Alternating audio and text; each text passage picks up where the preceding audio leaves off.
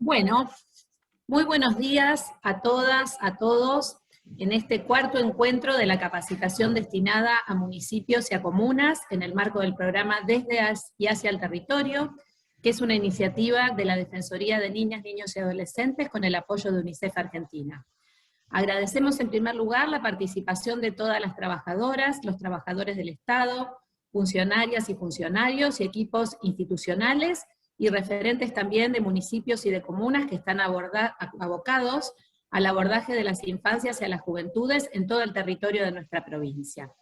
Les recordamos, como en todos los webinarios, que los certificados de asistencia son por módulo, es decir, que este módulo cuarto lleva su cuarto certificado, y en el chat las compañeras de la Defensoría les van a poner el link para solicitar cada formulario. En el módulo de hoy vamos a desarrollar un tema relacionado a reconfiguraciones familiares, el derecho a una familia y al acceso a la justicia desde el paradigma de la diversidad. Este es para nosotros un tema profundo, pero un tema también muy urgente. Si bien comenzó desde hace un tiempo a ser visibilizado y a estar en agenda, todavía hay mucho camino por recorrer. Por eso agradecemos enormemente la presencia de quienes hoy van a llevar adelante esta charla por su gran conocimiento y por su gran militancia e involucramiento en esta materia. Sabemos que el sistema de protección integral de niñas, niños y adolescentes aún no se apropió de manera completa de la Ley Nacional de Identidad de Género, y por eso celebramos esta oportunidad de encontrarnos para conversar sobre todo ello. Esta legislación reconoce el derecho a la identidad de género autopercibida de las personas, garantizando el trato digno, la rectificación registral de la partida de nacimiento y el documento nacional de identidad, sin necesidad de someter a la persona ni a un proceso judicial ni a un diagnóstico médico previo. Contempla también el acceso integral a la salud de las personas trans mediante la incorporación de las intervenciones quirúrgicas y de los tratamientos hormonales en el plan médico obligatorio. Asimismo, se trata de una ley vanguardista en su trato, en cuanto dedica un capítulo a las infancias trans, garantizando el derecho a la identidad de género autopercibida, sustentándose en la autonomía progresiva y en el interés superior del niño, que no solamente es un derecho y un principio rector de la Convención, sino también una norma de procedimiento, una manera de actuar. El derecho al desarrollo personal, al trato igualitario y a la no discriminación, el derecho a ser diferente, a la libertad de expresión, a la identidad, incluyendo la de género, y al acceso a la salud, son todos derechos humanos que se encuentran contemplados en el texto de esta ley. Reconoce y salvaguarda los derechos humanos de las personas trans, despojándolas de cualquier estigma patologizante y criminal, otorgando plena autonomía y decisión respecto a su desarrollo como seres humanos. De este modo, le quita poder no solamente a las ciencias jurídicas, sino también a las ciencias médicas, en tanto como los capaces o autorizados para definir el despliegue y el reconocimiento de la identidad. Y en este sentido, la ley visibiliza la identidad trans en todos los momentos de la vida, incluyendo también a la niñez y a la adolescencia. Y así, esto es lo que decimos desde la Defensoría, lo destaca de otras leyes de identidad de género del resto del mundo. La implementación entonces del derecho a la identidad de niñas, niños y adolescentes y el paradigma de la diversidad familiar tienen como objetivo el desarrollo pleno de las infancias sin violencias ni discriminación, evitando no solamente la expulsión de los hogares, de las pibas y de los pibes, sino también de las instituciones educativas, de salud, y evitando también el desarraigo y la pérdida del amor y de los vínculos afectivos. Se trata entonces de crear y otorgar posibilidades para un sano despliegue y crecimiento de las diversas áreas de su vida, lo que se veía dificultado previo a la ley de identidad de género y previo al respeto y a la apropiación de la misma. La construcción de posibilidades entonces para el desarrollo pleno de las infancias, sin violencias, nos interpela y nos involucra a todas, todos, todes. Deseamos que esta charla y que su ciclo en su totalidad sea no solamente un sostén, sino un impulso para hacer no solo de manera individual, sino sobre todo colectiva, un poco más cada día en pos de ello. Por eso les vuelvo a agradecer a quienes hoy nos acompañan y paso a presentar quienes van a participar de esta jornada. Esteban Paulón es el director ejecutivo del Instituto de Políticas Públicas LGBT+, consultor en temas de diversidad para organismos nacionales e internacionales, e integrante de la comisión directiva de la Federación Argentina de Lesbianas, Gays, Bisexuales y Trans, organización que presidió entre los años 2010 y 2015, destacándose en esos años la aprobación de la Ley de Identidad de Género, la incorporación de la figura del crimen por odio por motivo de orientación sexual e identidad de género en el Código Penal, la Ley de Reproducción Asistida con inclusión de personas solteras y parejas de lesbianas, la aprobación del Código Civil y Comercial de la Nación con el reconocimiento de nuevas fuentes de filiación y la figura de la unión convivencial, y la habilitación del matrimonio igualitario para extranjeros no residentes. Fue coordinador del área de diversidad sexual de la Municipalidad de Rosario y subsecretario de Políticas de Diversidad Sexual de la provincia de Santa Fe. Actualmente integra el Consejo ad honorem del Ministerio de Mujeres, Género y Diversidad, Presidencia de la Nación, consejo que se instituye como un órgano de consulta. Elizabeth Correa da Silveira es técnica superior en familia y niñez, profesora, ludoeducadora y actualmente cursa la carrera de Derecho. Desde hace 30 años trabaja en diferentes organismos específicos de infancias y familias. Desde el año 2012 y hasta la actualidad, forma parte del equipo de atención integral de la Defensoría de Niñas, Niños y Adolescentes en Santa Fe. María José Ruiz Díaz es licenciada en Psicología por la Universidad Católica Argentina y máster en Neuropsicología del Instituto Universitario de la Escuela de Medicina del Hospital Italiano de Buenos Aires. Integró los servicios locales de niñez, adolescencia y familia de Recreo y de Laguna Palma. Actualmente integra el equipo del área de género de la ciudad de Recreo y forma parte del área de atención integral de la Defensoría de Niñas, Niños y Adolescentes de la ciudad de Santa Fe. Sonia Tesa es licenciada en Comunicación Social por la Universidad Nacional de Rosario, periodista y activista feminista.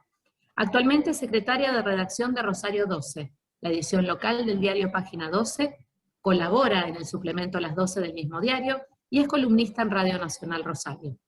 Integró los programas de radio Juana en el Arco por Radio Universidad de Rosario y La Noche Impertinente por Radio Nacional Rosario, dedicados íntegramente a cuestiones de género. Y en televisión, el programa Ningunas Locas, Feminismo con Humor, junto a la actriz Andrea Fiorino por el canal provincial 5RTV. Recibió el premio Lola Mora, que otorga la legislatura de la Ciudad de Buenos Aires en la categoría Prensa Escrita. Fue declarada periodista distinguida por el Consejo Municipal de Rosario por el compromiso con temas de género y derechos humanos, y recibió el premio Juana Manso, que otorga la Municipalidad de Rosario a las producciones periodísticas que impulsan miradas de género no estereotipadas. Nuevamente, muchas gracias a todas, a todos y a todes. Buena jornada y les dejo la palabra para poder compartir esta hermosa experiencia. Bueno, buen día. Muchas gracias por esa presentación y por tus palabras, Analía. Voy a, como digamos, yo soy periodista, como bien decía Analía, quería hacer una breve introducción porque me parece, y veo aquí en las personas que se están presentando, que están participando, que es interesante pensar en los discursos que circulan, de los que los medios somos muy responsables, aunque no los únicos, ¿no? Bueno, cuando hablamos de derechos de las infancias, de familias diversas, de nuevas configuraciones familiares, parece que la sociedad funcionara en dos tiempos o con dos fuerzas contradictorias, ¿no? Por un lado, las legislaciones, las luchas de los colectivos feministas, de la diversidad, de todos los colectivos que activan por los derechos de las infancias y en general por la ampliación de derechos, y por el otro lado, que tira y tira para atrás, como diría Charly García, la lógica de un sentido común que sigue operando en algunos casos como en tiempos del patronato, ¿no? Niños, niñas, niños generalmente además mencionados en masculino, niños, niñas, niñes, objeto, familias nucleares a la vieja usanza como un modelo único y el único modelo que garantizaría algo, los adultos, también siempre masculino, como una fuente de racionalidad, esas ideas que por supuesto que están desechadas por esa fuerza que va por la ampliación de derechos, siguen funcionando y siguen operando en buena parte de la sociedad y encuentran su cauce, son las que más fácilmente por ahí encuentran su cauce en los medios más masivos de comunicación, en los medios en general y en los más masivos, en los que tienen por ahí más poder de generar discursos que se escuchen o de generar los temas de los que se hablan. Y entonces, ahí en esos medios muchas veces parece que no es importante para quienes ocupan lugares preponderantes, para quienes forman opinión, tener una capacitación o una formación en el abundante desarrollo que hoy tienen las perspectivas de derechos. Las legislaciones, sí, pero también la perspectiva en general.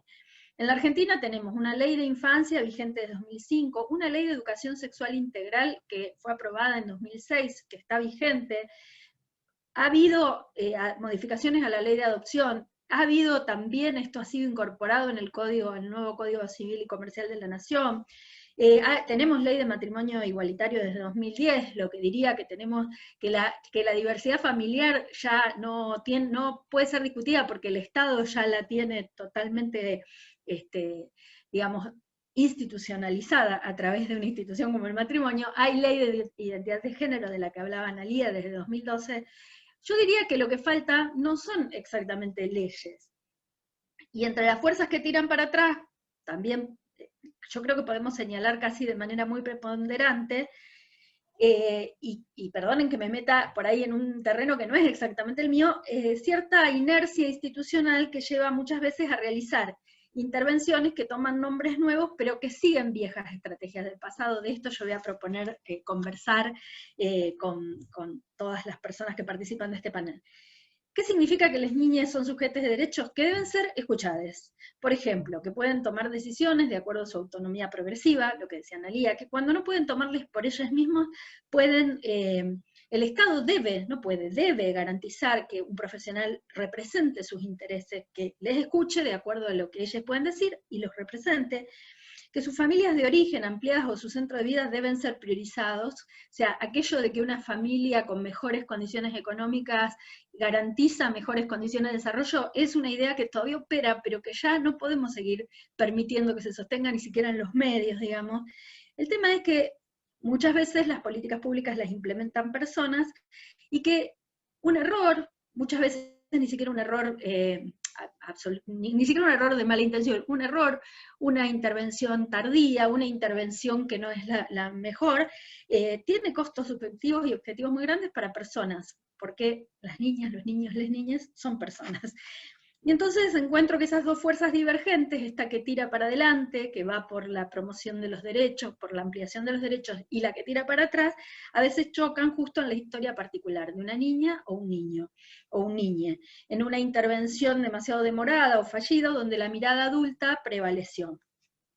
Hace poco tiempo hice una nota sobre las enormes lagunas que existen en el trámite de las adopciones, donde hay niñas y niños y niñas que pasan años en familias sustitutas o medidas excepcionales que se dilatan sin resolución, entre tantas otras situaciones que por un lado no están acordes a la ley vigente y por otro lado obturan este derecho de niñas, niños y niñas de tener una familia.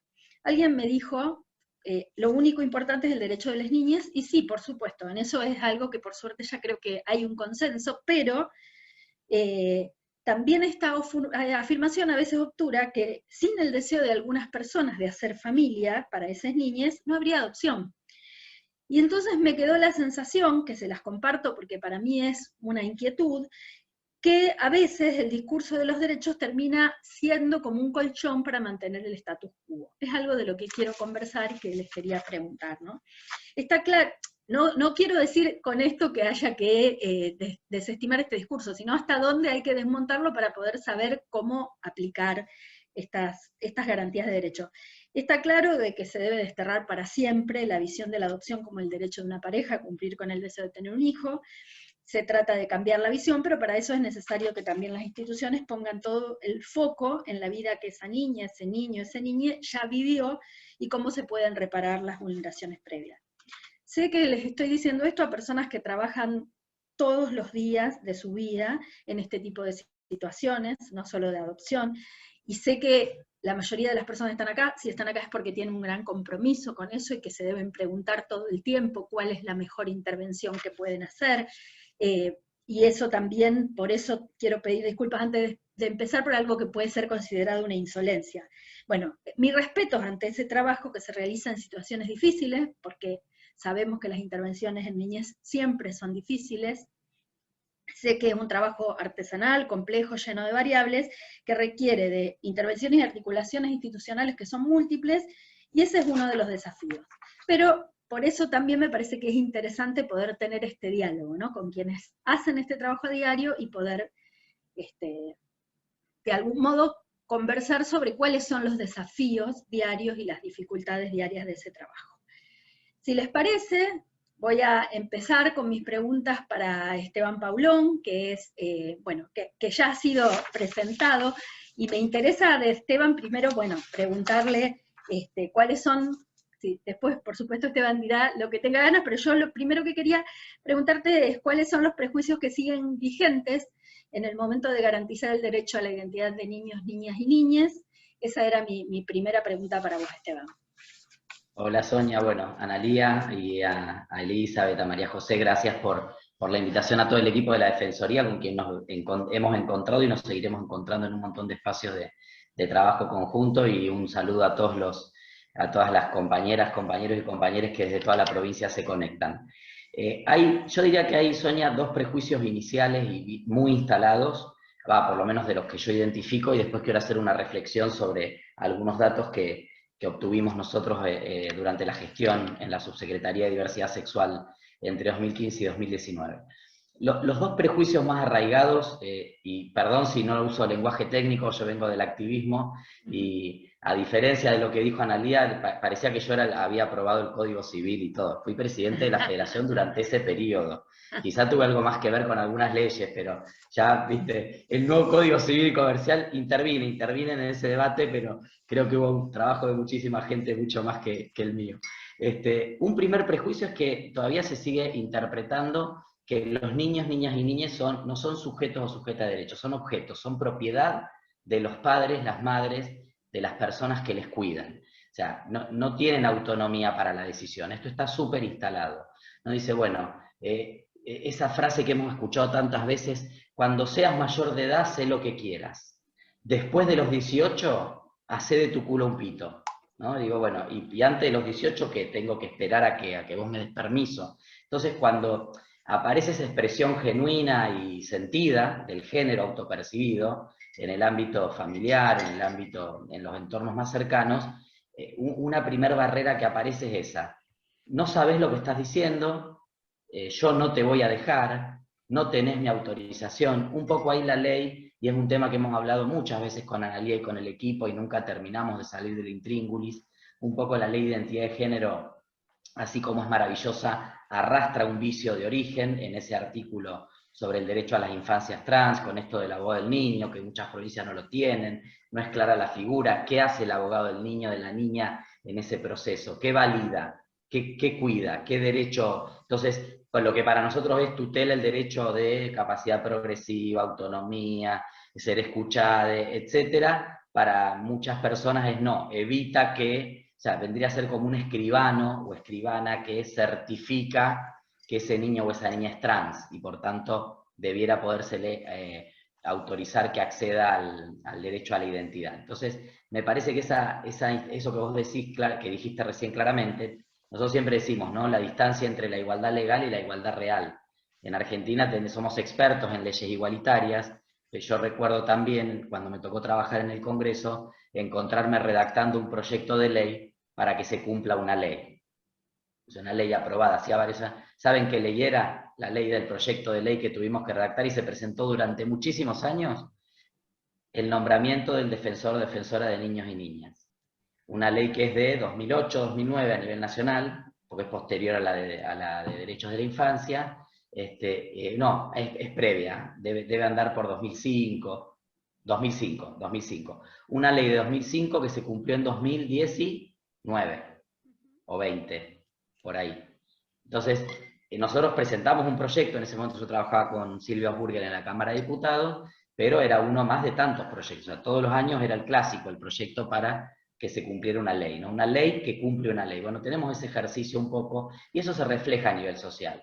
O sea, eso de pensar que porque ya tengo la ley, el trabajo está hecho, y que va a cambiar mágicamente la realidad de las personas. Y es cierto que las leyes nos otorgan derechos que muchas veces cambian mágicamente nuestras realidades, no tan mágicamente, una forma de decirlo, pero digo, sí, el matrimonio igualitario me permite casarme. Ahora, si me siguen insultando cuando voy de la mano con mi pareja a un parque, y me garantizó el derecho al matrimonio, pero no el derecho al noviazgo, que es tan importante como el derecho al matrimonio, porque no todas las personas quieren casarse. Al noviazgo figurando la libre expresión de la sexualidad. Entonces hay como un primer prejuicio muy arraigado. La ley dice que son sujetos y sujetas de derecho, que hay autonomía, capacidad progresiva, el niño, la niña, el niño debe ser escuchado, pero después, si es mío, es mío. O sea, está bárbaro para los otros niños, no para el mío. Mi niño, mi niña, mi niñe, mi propiedad. Eso está súper arraigado. El otro tema que está súper arraigado es que la sexualidad arranca con la mayoría de edad. Ese es como el permiso para tomar cerveza. Antes de los 18 no hay sexualidad en la infancia. No se puede hablar. Esto habla claramente de lo que nos falta todavía con la educación sexual integral, ¿no? Bueno, vimos personas adultas, casi adultas mayores, riéndose del pene de madera. Todo esto que vimos hace pocos días da, digamos, una medida de en qué estado estamos. Entonces, ese niño, esa niña no sabe nada de la sexualidad. Hasta que no sea mayor no sabe y no la puede ejercer, ¿no? Miramos para otro lado con el embarazo adolescente, miramos para otro lado con el inicio de las relaciones sexuales que es cada vez más temprano, y en lugar de centrarnos en educar para evitar que ese inicio sea forzado, sea no consentido, sea en situaciones de abuso o en situaciones violentas, sea contra la propia orientación sexual, o sea, que esa expresión de la sexualidad, en lugar de educar para que esa expresión de la sexualidad esté acompañada de un marco de derecho, pensamos que podemos reprimir. Entonces nos encontramos con muchas situaciones en las cuales, incluso a pesar de la libre expresión, del interés superior, de la capacidad progresiva y de la claridad en la definición, las familias no autorizan el acceso al derecho a la identidad. Y incluso, perdón, yo les voy a proponer ahora, pero incluso está muy todavía arraigada la idea de que la sexualidad y el ejercicio de una sexualidad con otros sería lo mismo. Entonces, esas son, por ejemplo, una de las principales prejuicios que se echan a andar cuando se va contra la Ley de Educación Sexual Integral. Totalmente, no hay, digamos, sexualidad es acto sexual, práctica sexual. O sea, cómo, con quién, de qué manera. La sexualidad no la vemos como algo integral, por eso cuesta lo de la educación sexual integral. Hay gente que dice, pero a los 5 años, ¿qué le voy a enseñar de sexualidad? Es una degeneración. Bueno, enseñar las partes del cuerpo es sexualidad. Enseñar que el cuerpo es un territorio privado es sexualidad. Enseñar a cuidar, a no guardar secretos buenos, secretos malos, es sexualidad. Porque la sexualidad ordena. Mirá, en estos días que estuvimos con el DNI no binario, yo decía, hablé con muchos periodistas, con muchas periodistas, decía, la sexualidad ordena hasta las relaciones económicas. O sea, el binario, que es la base que sostiene la sexualidad, y por eso las identidades trans y las identidades no binarias vienen a romper y generan todo este escozor, esta picazón social de que no sabemos qué hacer con esto, es porque viene a romper un binario sobre el cual se sostuvo el sistema de producción a lo largo de siglos, basado en la sexuación de las tareas, en la generización, si querés, de las tareas, en un binario donde varones a una cosa, mujeres a otra, en general cuidado, no te lo voy a explicar a vos, ahí el impertinente soy yo, Sonia, de hablarte de estas cosas, pero lo hago muy simplemente para graficar esto. Entonces, esos dos prejuicios están súper arraigados. Y yo quiero agregar un dato, y ya así circula la palabra y vamos haciendo la entrevista, pero por ahí me enrosco y me voy de lengua, pero nosotros hicimos, vos es que nosotros en 2015-2019 en la gestión de la Subsecretaría de Diversidad Sexual, una de las premisas fue trabajar desde la comunidad, o sea, todo el tiempo con la comunidad y desde las demandas de la comunidad. Y la ansiedad por empezar a gestionar nos llevó a que la encuesta de vulneración de derechos de personas trans la hiciéramos al cierre de la gestión y no al inicio. Quizá en una idea optimista de, bueno, continuamos 4 años más, y a mitad del camino paramos, miramos en perspectiva y diseñamos los años que vienen, pero bueno, también había muchas necesidades de la comunidad en general y era importante activar, y a veces estos procesos de investigación llevan tiempo, esfuerzo, en una estructura que recién arranca, bueno, nos pareció que llegó en ese momento. Pero realmente fue impresionante porque nosotros entrevistamos a domiciliariamente a un tercio de las personas trans adultas que viven en la provincia de Santa Fe. Casa por casa, ¿no? Equipos de encuestadores y encuestadoras trans.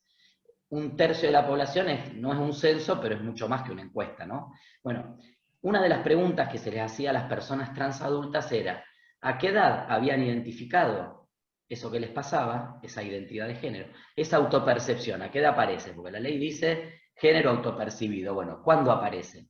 en líneas generales, en promedio, obviamente, como todos los estudios, y a qué edad podían haberlo expresado socialmente y familiarmente. El 64% de las personas trans adultas encuestadas, 64%, identificó haber autopercibido su género trans o su identidad de género trans antes de los 12 años. 64% antes de los 12 años. Defensora de derechos de los niños, niñas, adolescentes, ¿no? Preadolescentes, de hecho, niños, niñas, niñas y preadolescentes. Solo el 13% relató haberlo podido expresar socialmente en esa misma franja etaria. O sea que tenés un 50% de la población trans, es una enormidad, que tuvo que vivir una vida en dos tiempos, que no pudo tener su derecho a la identidad de género en la infancia, que es un derecho que hoy entendemos, al menos quienes estamos acá, supongo la mayoría, la enorme mayoría entendemos que es un derecho que existe, que debe ser tutelado, garantizado por el Estado. Entonces, cuando entramos en estos, e incluso sumo un elemento más, hoy se está hablando mucho de la vacuna, de los niños, niñas de 12 a 17, se vacuna, no se vacuna, tienen derecho a inscribirse solos, necesitan de los padres, bueno, todo un debate, el Código Civil, el nuevo Código Civil, a partir de los 12, 13 años le autoriza determinadas modificaciones corporales, como por ejemplo un tatuaje, un piercing, por lo tanto entendemos que ahí aplicaría la vacuna, ¿no? Pues para mucha gente no aplica para la identidad de género. Un niño de 12, 13 años tenemos que seguir acompañándole con un amparo judicial si los dos padres no autorizan. Ya no te digo, bueno, estamos acompañando una situación de una niña, un poquito menor de 12, pero una niña trans, aquí en Rosario, de padres separados, el papá no acepta lo que le pasa a su hija, tuvimos que ir a la justicia.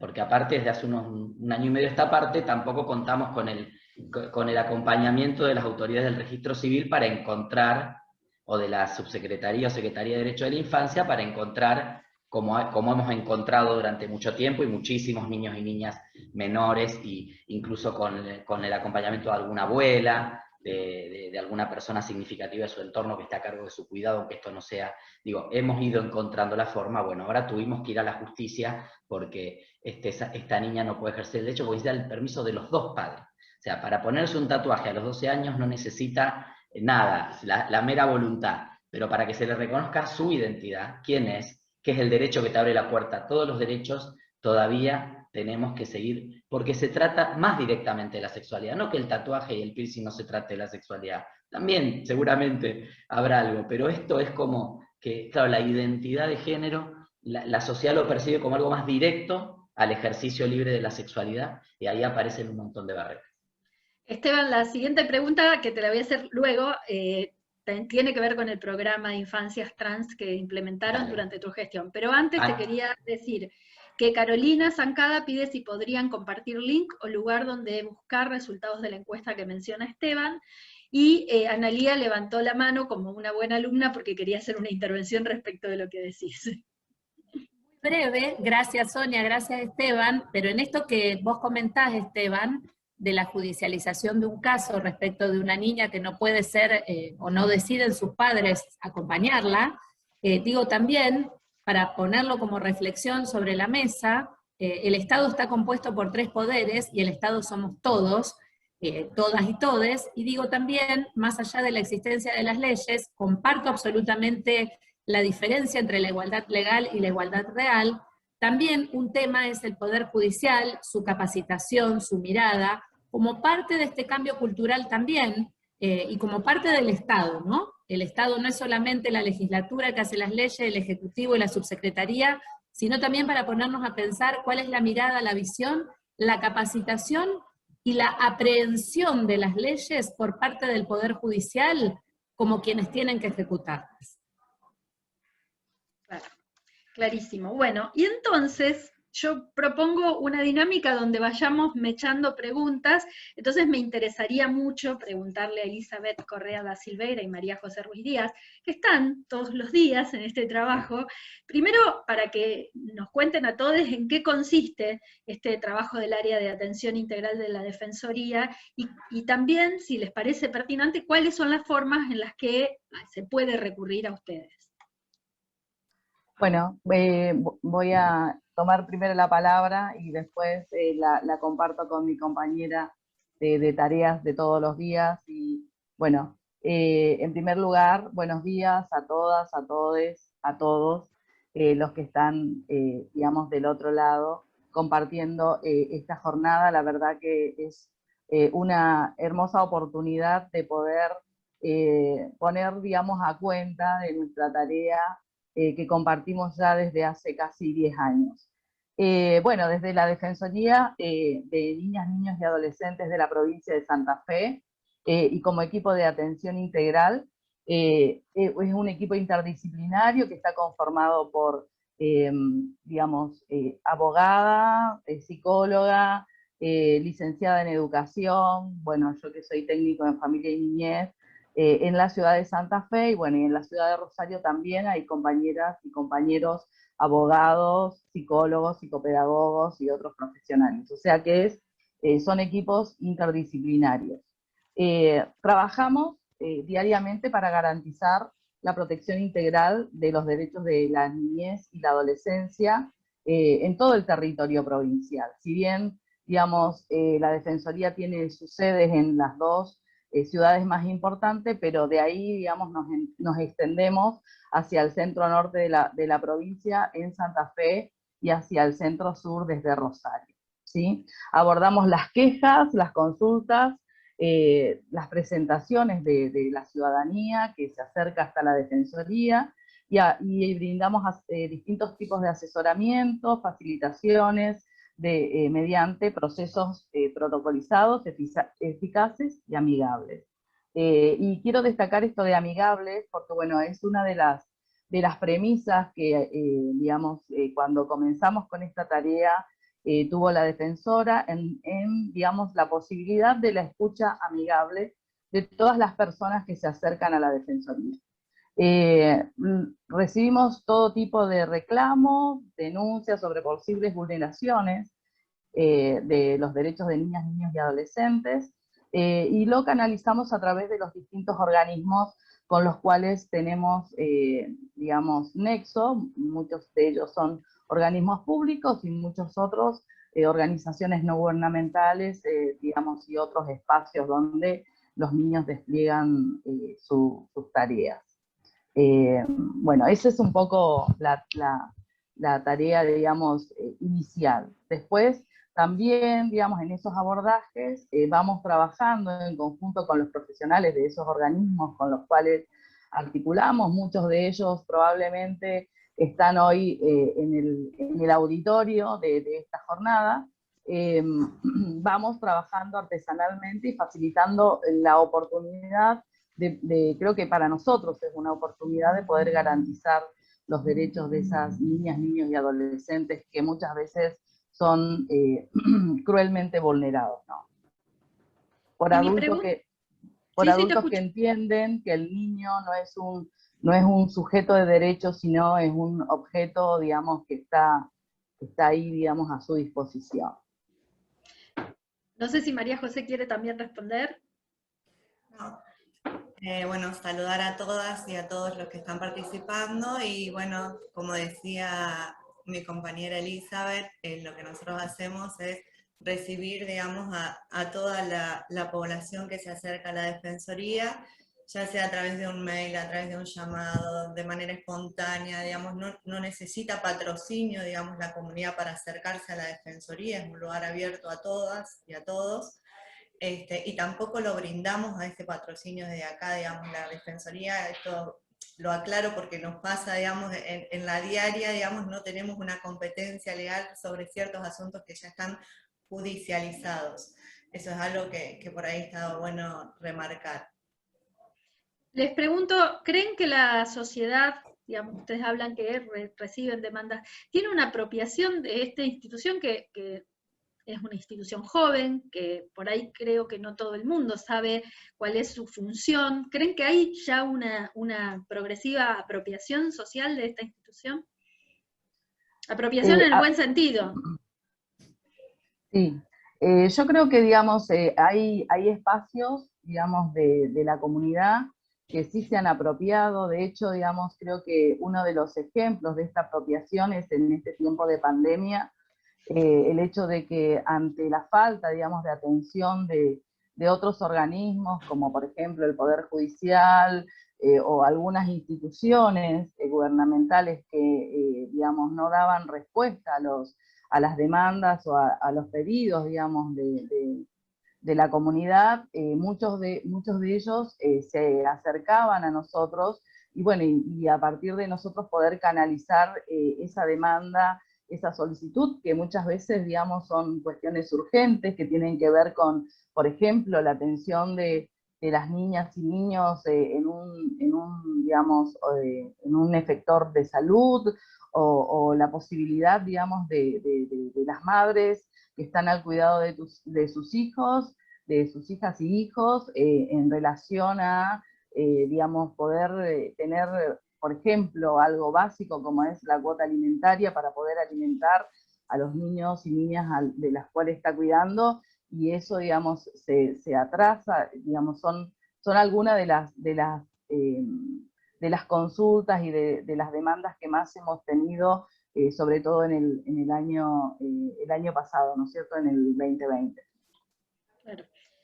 Bueno, yo les propongo ir ahora a otra pregunta para Esteban y después vuelvo porque tengo un montón de preguntas para ustedes. A mí me parece que es súper rico. Acá Arroyo Leyes, la trabajadora social Soraya Mendoza, dice que coordinaron con Elizabeth en varias oportunidades, gracias.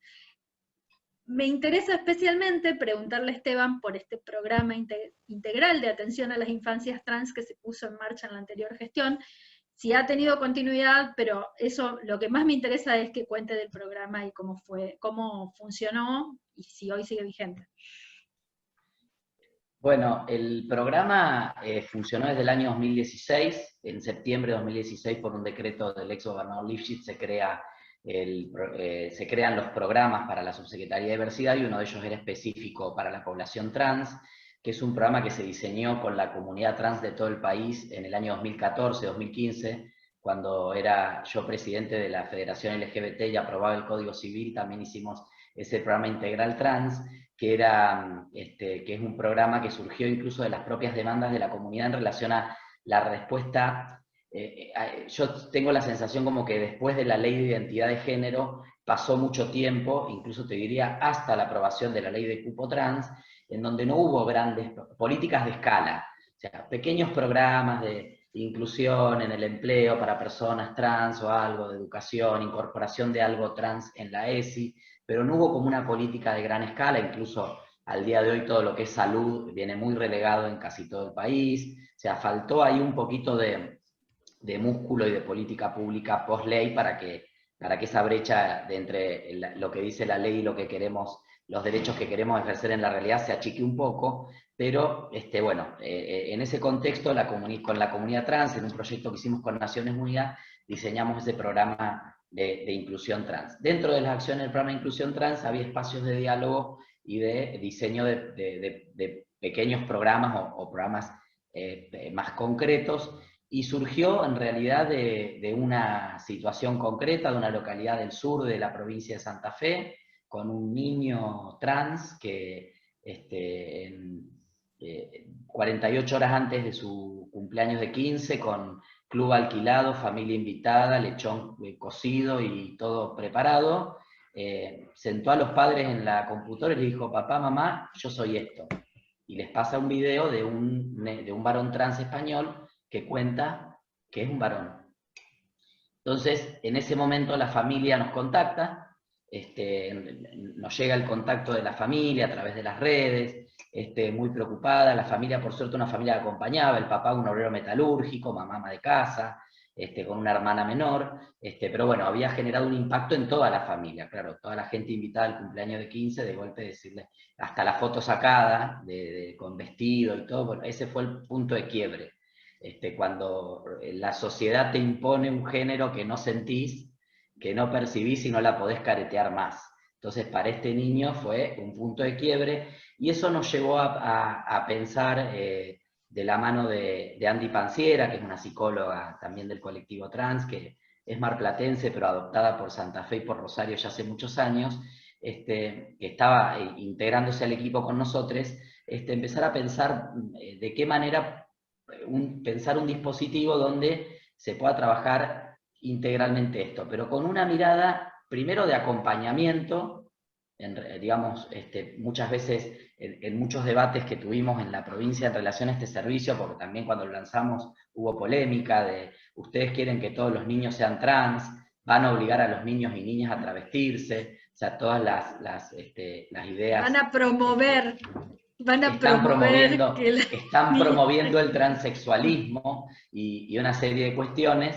Entonces, obviamente el programa nada tenía que ver con eso, pero un poco el enfoque de trabajo es un enfoque afirmativo, donde lo que se hace es acompañar eso que está expresando ese niño o niña, y acompañar sobre todo a los entornos más cercanos, significativos, pero también los entornos de la escuela, etcétera, en un proceso que obviamente sabemos que cuando una persona de la diversidad sale del armario, como decimos, usamos esa expresión coloquial, o sale del closet nuestra familia, sale del closet nuestros compañeros y compañeras de la escuela, salen del closet las instituciones por las que transitamos, porque obviamente que la sociedad nos sigue educando en la heteronorma y para la expectativa de la cis heterosexualidad en todo caso. Entonces cualquier expresión que rompa con eso, o que venga a contestar eso, genera un impacto. Y la verdad es que nosotros sabíamos y teníamos claro, yo también era asesor de la diputada Lucrecia Aranda cuando se aprobó la ley de infancia en Santa Fe, la ley de derechos, promoción y protección de derechos de niños, niñas y adolescentes, en el año 2010. Es la primera ley en el país que incorpora un artículo de no discriminación por orientación sexual e identidad de género. Esa es la primera que explícitamente nos dice el derecho a la identidad de género es un derecho de las infancias, y como consecuencia el Estado tiene la obligación de garantizarlo. Esto lo incorporamos porque se había aprobado hacía poquito matrimonio igualitario, y estábamos convencidos de que se venía a identidad de género, aunque tardó 1 año y medio. Ahí tuvimos la previsión de decir, esta va a ser ley, identidad de género va a ser ley, hay que preverlo. Y bueno, entró en la ley y entendíamos que era importante generar un trabajo transversal con otras instituciones del Estado, incluso en nuestro propio ministerio, estaba la Subsecretaría de Derecho de la Infancia, para que empezáramos a visibilizar que el derecho a la libre expresión de la orientación sexual o la identidad de género era un derecho de las infancias, y por tanto, si bien diversidad lo viene a poner en agenda, todas las instituciones del Estado que trabajan con las infancias o con las niñeces lo tenían que tomar. Entonces, de alguna manera nosotros éramos una puerta de entrada. Muchas veces también las comunidades necesitamos un lugar seguro, un lugar de confianza para llegar. El Estado históricamente ha sido un lugar demasiado áspero y demasiado excluyente, entonces, si bien es cierto que la tendencia que tenemos que tener es transversalizar la política, en un inicio muchas veces estas puertas de entrada más específicas nos permiten generar algún vínculo. Y la verdad es que el trabajo fue fantástico. En esos 3 años que llevo adelante, más de 140 familias pasaron por el servicio, distinto tipo. Había familias que lo venían procesando súper bien, pero que tal vez se encontraban con dificultades en la escuela. Había familias que tenían inquietudes en relación a la cuestión de tratamientos médicos, bloqueadores. Había familias que eran expulsivas y donde incluso tuvimos en más de una ocasión que acudir a alguna medida excepcional de aislamiento. De ese servicio, una de las últimas políticas que instalamos y que por suerte esa es una de las poquitas que continúa, es la apertura de plazas en un centro residencial para niños y niñas trans, que hoy aloja 3 niñas trans aquí en la ciudad de Rosario. Eso se hace con financiamiento de la actual Secretaría de Derecho de la Infancia, que también es una experiencia inédita a nivel nacional. Esas niñas ingresaron hacia el final de nuestra gestión y bueno, hubo continuidad por suerte en eso. En lo que es el servicio en sí no hubo continuidad. Ahora hace poquito se ha lanzado un programa llamado Familias en Plural, que entendemos va a venir a retomar algo, pero la verdad es que, al menos en la concepción de lo que nosotros llevamos adelante, había mucho protagonismo de las familias, y ahora lo explico, la sociedad civil participando también, de la mano del Estado, será como tripartito. Y digo lo de el protagonismo de las familias o entornos afectivos o significativos, digo, no hablo de un lazo determinado, a veces son los amigos, las amigas, los entornos, los compañeros de la escuela, compañeras de la escuela, porque la verdad que en tantos años de trabajar en políticas de inclusión trans, yo creo que esta política pública en relación a las infancias o a las niñeces se empiece a poner fuerte en agenda, es una excelente noticia porque es la mejor política para prevenir el inicio de esa cadena de exclusión y discriminación que sufre y que vive o que ha vivido y sufrido durante tanto tiempo el colectivo trans.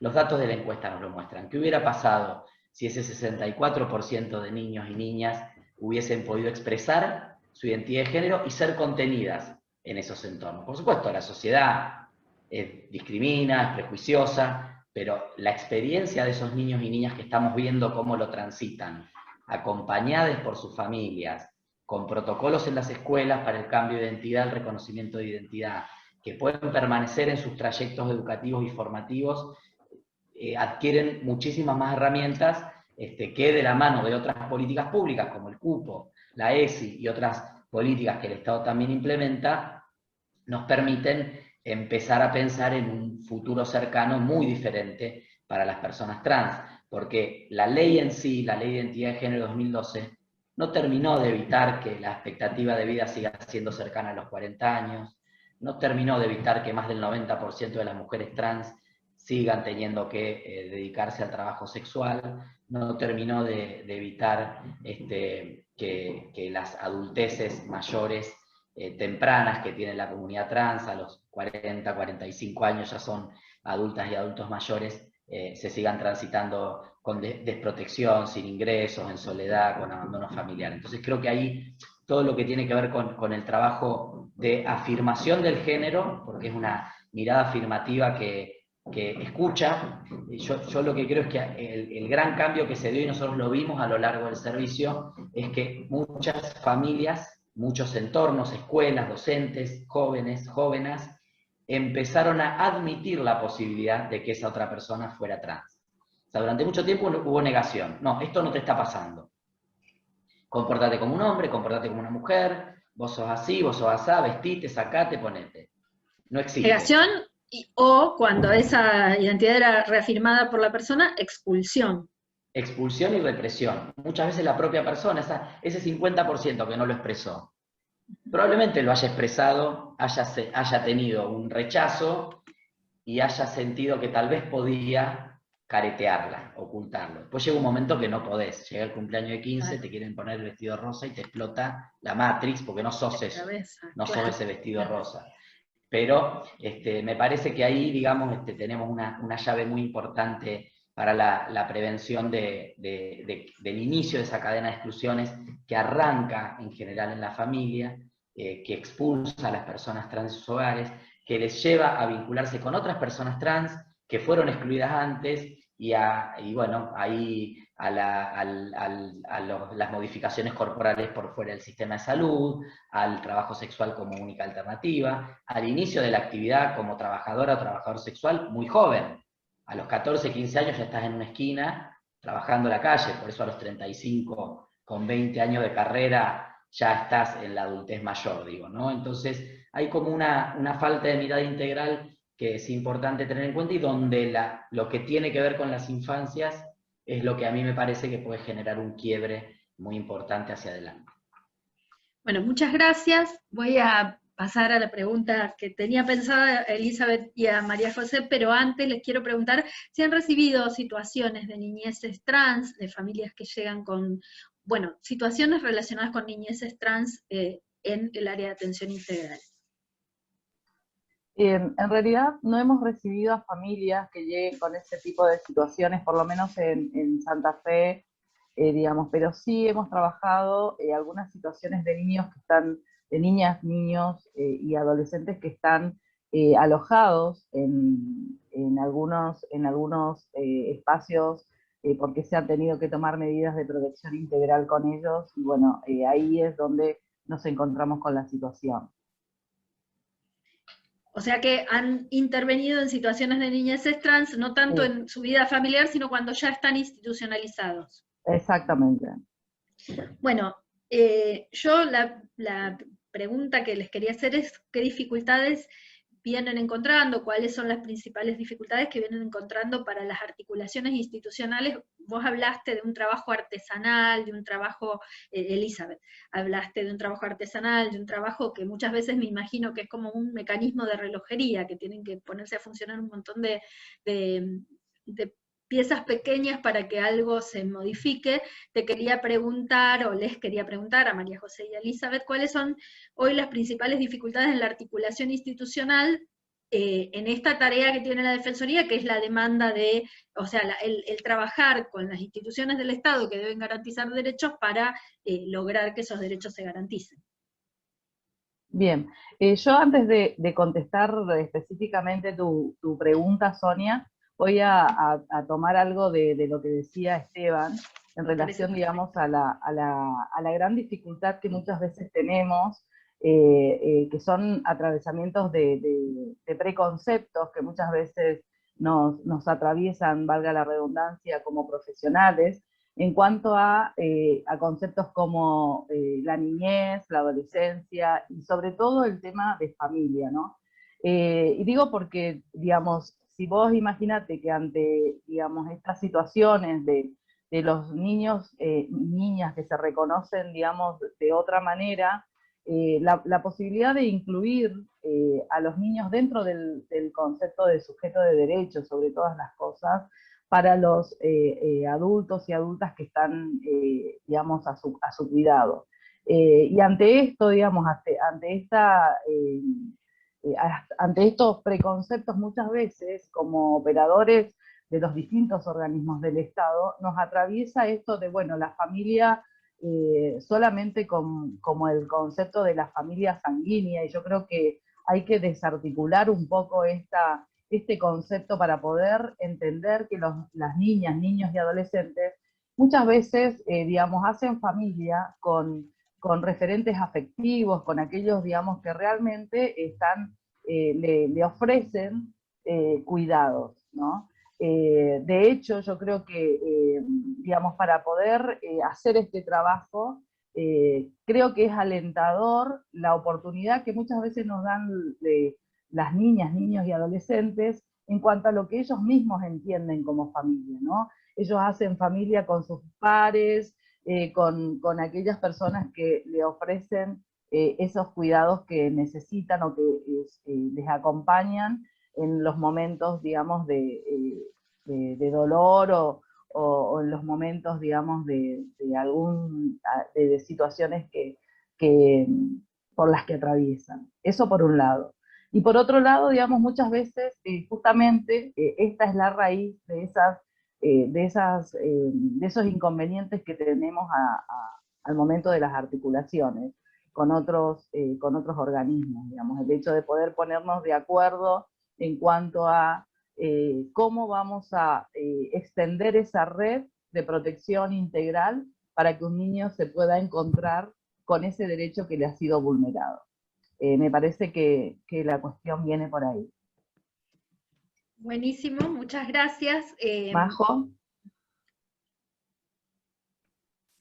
No, yo traigo a colación un caso, Eli, que estuvimos trabajando y que lo hablamos el otro día justamente, en donde, bueno, se toma una medida de protección con unos niños y no había, digamos, una mamá biológica ahí, sino una mamá que estaba en pareja, digamos, y estos niños eran hijos de su pareja.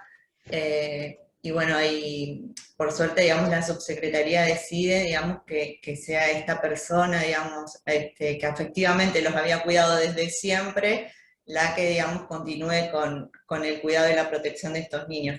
No siempre pasa, digamos, muchas veces aparece también después familia ampliada, familia que a lo mejor ellos no conocen, ¿sí? Nunca tuvieron contacto, pero aparecen, digamos, y bueno, ahí, digamos, ya empieza, digamos, a tambalear un poco la intervención. Pero bueno, lo traigo a modo de ejemplo porque nos ha pasado esto recientemente, digamos.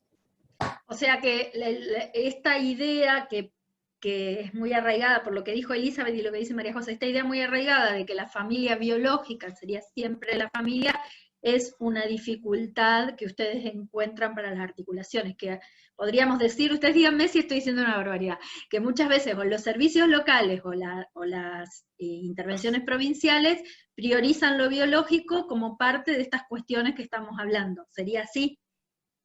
Sí, yo creo generalmente. que sí. Sí.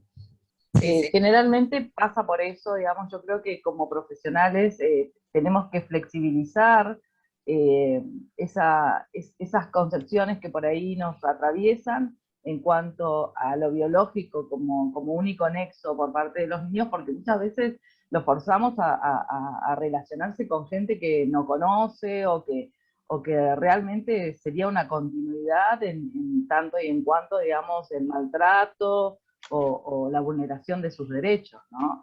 Y bueno, y también así como María José trae un caso, muchas veces tenemos niños que hacen vínculo, digamos, con referentes de la comunidad que les han ayudado, que les han alojado, digamos, en momentos de violencia o en momentos de que sus derechos son vulnerados, y como profesionales muchas veces, digamos, cerramos a esto de, bueno, que se encuentre con su familia de origen, y digamos, si no hay forma de poder desarticular esas concepciones, ¿no? Quiero señalar que Analía Colombo, que es la defensora de niñas, niños y adolescentes, aclaró que la Defensoría atiende en toda la provincia. En la ciudad de Rosario sí se han recibido algunos reclamos relacionados con la identidad de género. En algunas oportunidades se articuló con el registro civil, incluso existe una opinión consultiva sobre el tema que ahora compartiremos, así que eso estén atentas, ya está compartida en el chat. No sé si Analía quiere tomar la palabra, si no seguimos con las preguntas, pero quizás le interese hablar de esto. Bueno, con levantar la mano estamos acá, porque me parece que es interesante. Y también quiero retomar con de una forma muy enfática esto que venían diciendo Elizabeth y María José, porque en esto de por ahí las fuerzas que tiran para atrás, muchas veces se considera la maternidad biológica como la garantía de determinadas cosas que significan por ahí un peso muy grande para esa mujer que a veces no está en condiciones o no quiere maternar. Esto lo digo desde mi lugar de periodista feminista, pero también una situación de muchísima dificultad y muchas veces vulneración de derechos para niñas y niños que no son maternados por esa madre, porque el maternaje no es biológico, digamos, hay muchísimo más. No sé si quieren abundar sobre eso.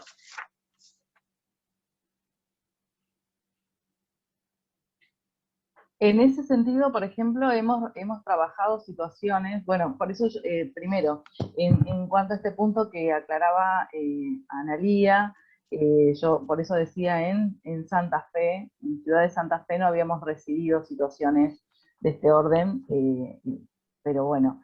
Y por otro lado, digamos, en ese sentido, sí.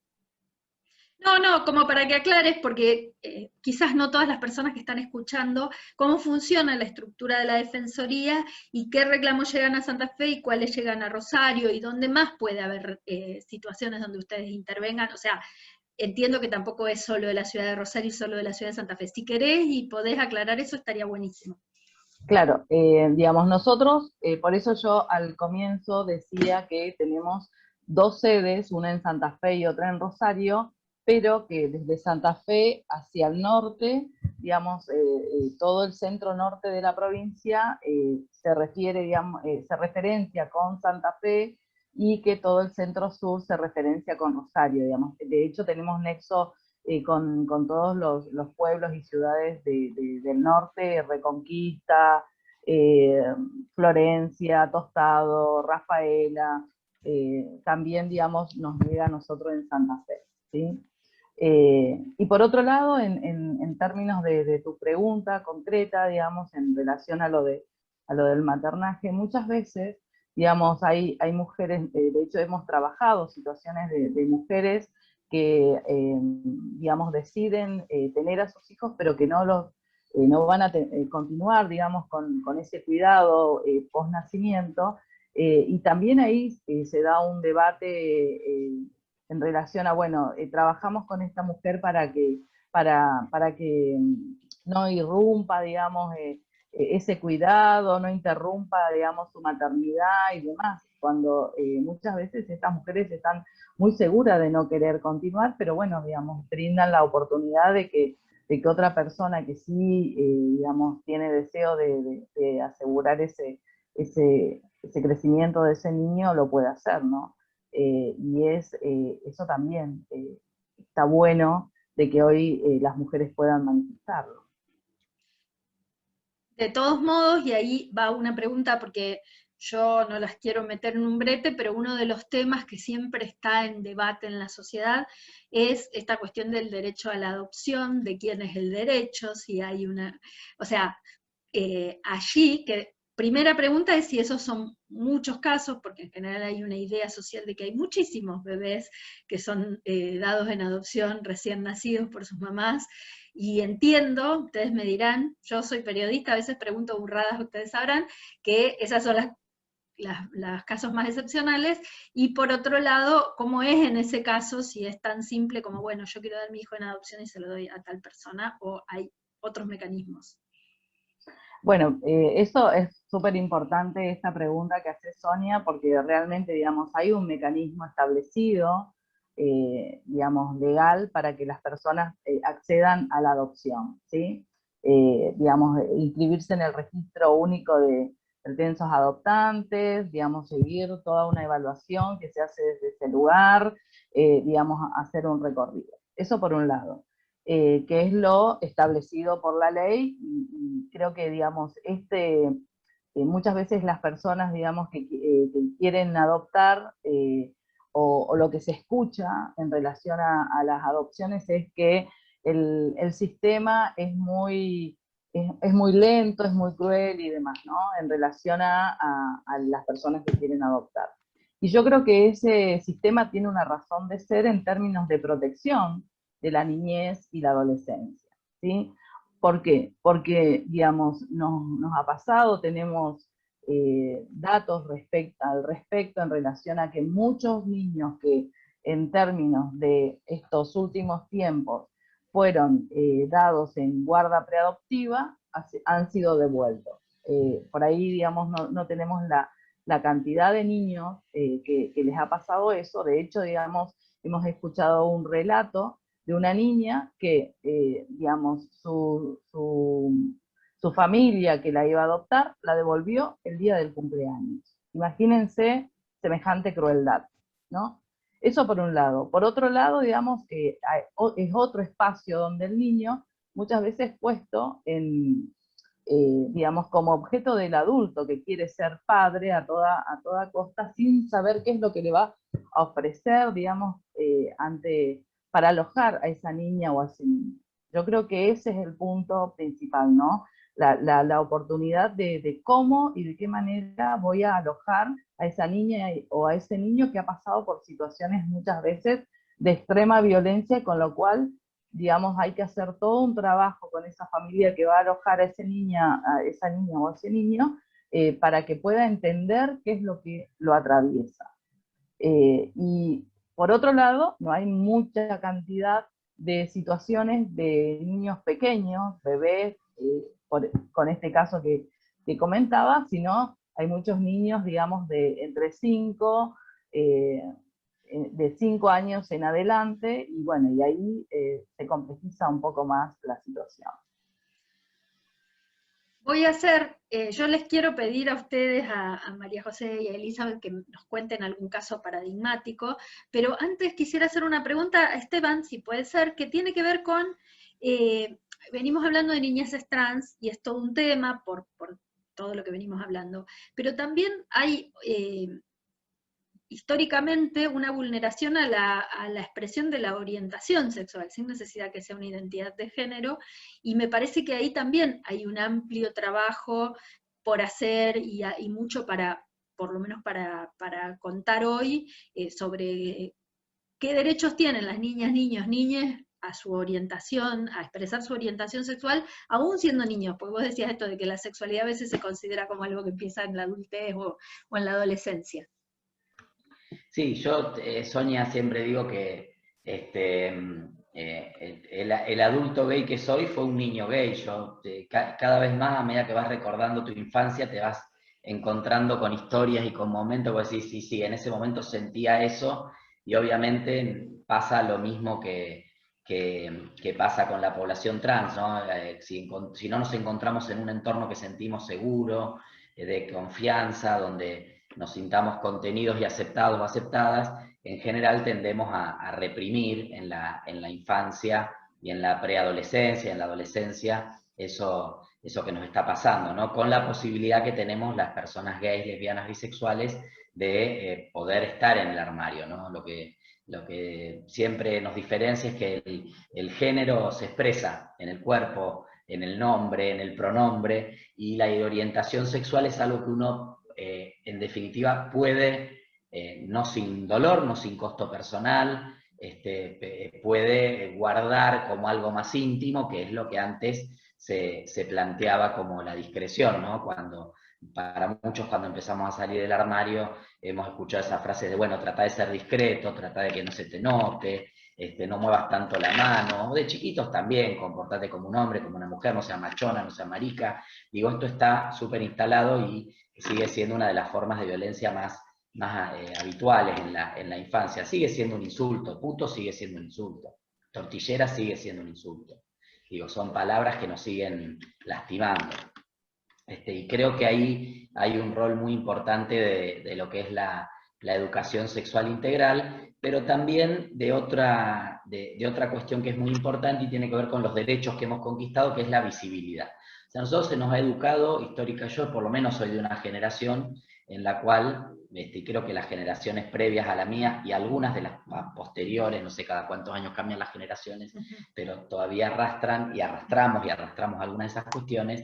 Somos generaciones que hemos sido educados en la cultura de la vergüenza. O sea, esta idea de que lo que nos pasa, que es diferente a la expectativa, sea la orientación sexual o sea la identidad de género, es algo vergonzante. Es algo que ojalá no me hubiera pasado, que hubiera sido mejor que no me hubiera pasado, que tal vez de alguna manera puedo encontrar la forma de modificarlo, ¿no? Esto ahí aparecen, aquí en Argentina, prohibidas por la ley de salud mental, pero lamentablemente algunas comunidades vinculadas a grupos de fe la sostienen, temas de las terapias para curar, reeducar la sexualidad, ¿no? Ordenar, reorientar la sexualidad, y sigue existiendo, fundamentalmente porque estamos educados en esa cultura que nos enseña a sentir vergüenza de lo que sentimos, de lo que somos.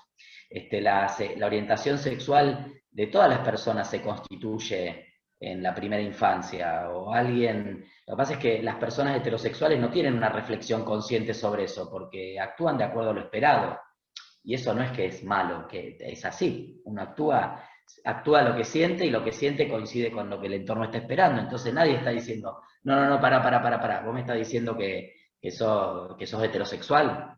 Nosotros siempre hacemos ese ejercicio de preguntarle a las personas que son heterosexuales, que intenten reflexionar en qué momento se dieron cuenta que eran heterosexuales. Nadie se dio cuenta que era heterosexual, pero incluso haciendo un esfuerzo probablemente identifiquen cuando me gustó mi vecina, si fuera un varón, o cuando me gustó mi vecino si fuera una mujer. Bueno, a nosotros nos pasó lo mismo. A nosotros también nos gustó un vecino. A mí también me gustaba un compañero de escuela. La diferencia es que no se lo dije porque era mi amigo, y tal vez sentí que si me rechazaba iba a perder esa amistad. Entonces uno negocia, aprende a negociar con su propia sexualidad, con su propia orientación sexual, hasta dónde siente que no molesta a los demás, hasta dónde siente que la familia lo va a aceptar, o que los entornos te van a aceptar, en qué momento te sentís lo suficientemente fuerte como para no importarte lo que digan los demás. O sea, en general, una comparte su orientación sexual cuando dice, bueno, y si me dan la espalda, no me importa nada, me la banco. O sea, tenés que estar como súper fuerte y súper instalado. Pero esa visibilidad que hemos construido nosotros como una herramienta política para contestarle a la cultura de la vergüenza, para decir, no tengo por qué tener vergüenza de ser quien soy. Si quiero mariconear, voy a mariconear, y voy a tortear. Si quiero machonear, voy a machonear, porque es la forma en que soy y la forma en que me expreso. también, de alguna manera, tiene una ayudita, gran ayudita, con las leyes que se han conquistado. Yo digo que el ejercicio que hacemos nosotros de nuestras leyes, que implica visibilidad, digamos, el casarnos o el habilitarnos, vivir abiertamente una vida de pareja, aunque no nos casemos, pero socialmente la idea de la ley de matrimonio igualitario habilita, ¿no?, el matrimonio y todas las formas de la afectividad, aunque obviamente sabemos que en la sociedad esto muchas veces choca, pero digo, subjetivamente me siento habilitado o habilitada a expresar esto que siento y a poder vivir una relación de pareja. Entonces, ese ejercicio legal en el registro civil o de vivir una vida en pareja que implica ser visible, presentarle a mi familia, a mis amigos, a mis compañeros de trabajo, ir en la calle de la mano o en un parque de la mano, también educa, tiene una acción pedagógica.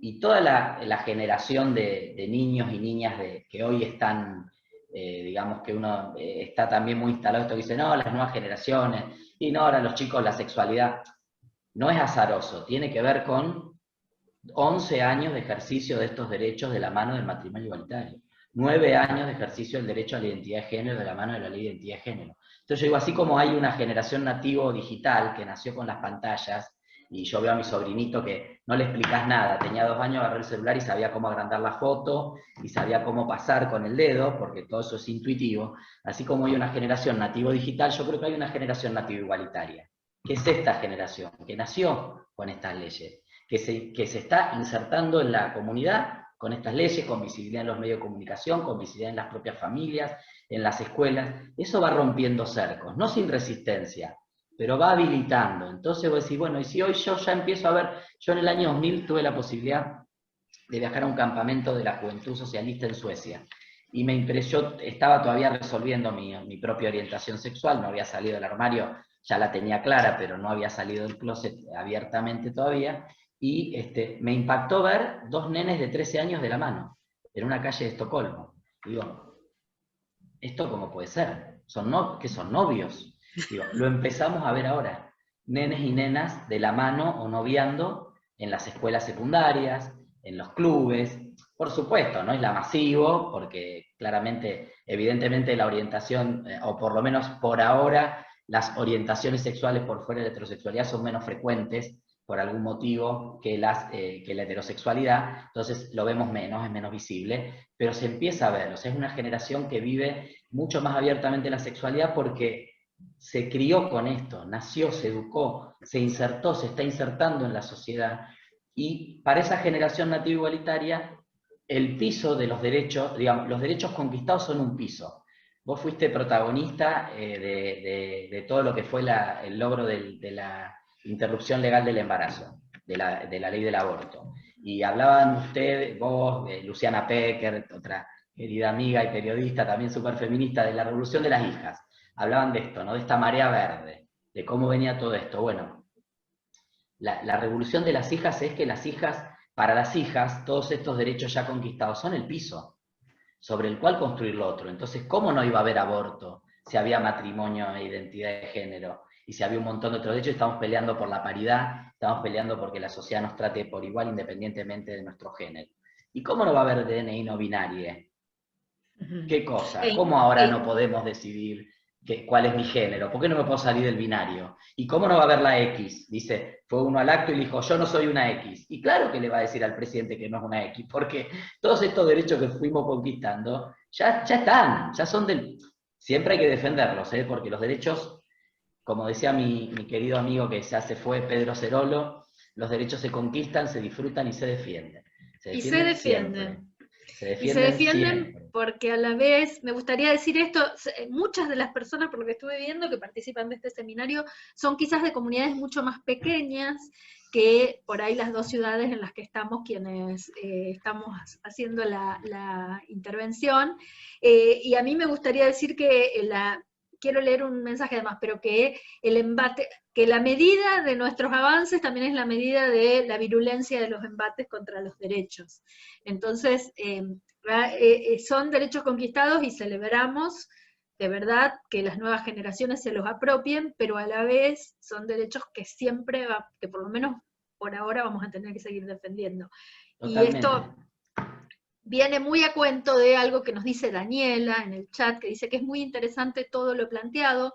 Nosotras, entiendo que es como equipo 6, en relación al derecho de identidad de género, en una situación nos encontramos, no solo con el obstáculo de la negativa familiar de aceptar la identidad del adolescente, sino también, como todos ellos pertenecen a un culto religioso, el adolescente en cuestión es amenazado con quedar por fuera de la familia y de su iglesia también, que es para él un lugar de pertenencia donde comparte amigos. Como equipo es muy dificultoso trabajar porque al adolescente, y entiendo que este entorno familiar y religioso lo van alejando de todos aquellos espacios, y profesionales que respetan y escuchan su orientación. Me parece que ahí hay una situación que incluso me gustaría que por ahí se puedan poner en contacto, Daniela. Sí, claro. A ver, obviamente que los derechos no se negocian y los derechos conquistados están para ser ejercidos. En este caso, donde hay una tensión tan fuerte, creo que hay que elaborarlo y hay que trabajarlo con mucho cuidado y mucha paciencia, pero hoy hay un derecho que básicamente es el derecho de ese niño. O sea, ¿qué pasa si el niño no fuera parte de un culto católico y fuera parte de un grupo que naturaliza el abuso sexual infantil? ¿Lo dejaríamos ahí? Porque si no va a perder contacto con su familia y con el entorno en el cual se siente contenido, o intentaríamos garantizar su derecho a no sufrir abuso y a ejercer la sexualidad libremente, de manera consentida y de acuerdo a lo que sienta. Entonces, sé que es un tema socialmente vidrioso, porque aparte en general te diría que nosotros acá en Argentina, cuando me preguntan, bueno, pero ustedes son un país católico, yo este es un país católico como es de River, Boca, Central, Newell's, o sea, los nenes nacen, los bautizan y lo hacen en el club de fútbol. Y después eso, en términos de la religión en la que mayoritariamente la sociedad se identifica, que es la Iglesia Católica, hoy por hoy tiene muy poca gravitación y peso en las decisiones de la vida personal de la gente. Mucha gente que es católica aborta, mucha gente que es católica es del colectivo LGBTI, mucha gente que es católica tiene relaciones prematrimoniales, usa preservativo y siempre creyó que la Tierra era redonda, no esperó a que la Iglesia se lo habilite. Ahora, hay otras confesiones de fe que vienen con rasgos muy, muy fuertes, con marcas muy fuertes, muy insertas en los sectores populares con mayores necesidades, entonces también de alguna manera una madre a la que el templo le salvó el hijo de la droga, lo digo en términos de lenguaje coloquial, digo, ese templo salvó a mí, el pastor salvó a mi hijo de la droga. ¿Y cómo no voy a escuchar lo que me está diciendo de los homosexuales? Si salvó a mi hijo de la droga, capaz que tiene razón que los homosexuales son unos enfermos. O que tienen que curarse, o que tienen que convertirse. Entonces, digamos, un tema que en la sociedad nos tensiona, estos discursos de odio que no quedan en discursos. El discurso de odio es el primer paso para un acto de odio. Hace poquito lo vimos, bueno, muertes trans todo el tiempo, hace poco en Paraná una compañera trans víctima de un travesticidio, en España lo vimos con Samuel, pero acá en Argentina lamentablemente hemos tenido varios casos también mucho más cercanos que el de Samuel. En España, digo, el odio, los crímenes de odio están en auge, inician en un discurso de odio que remarca ese carácter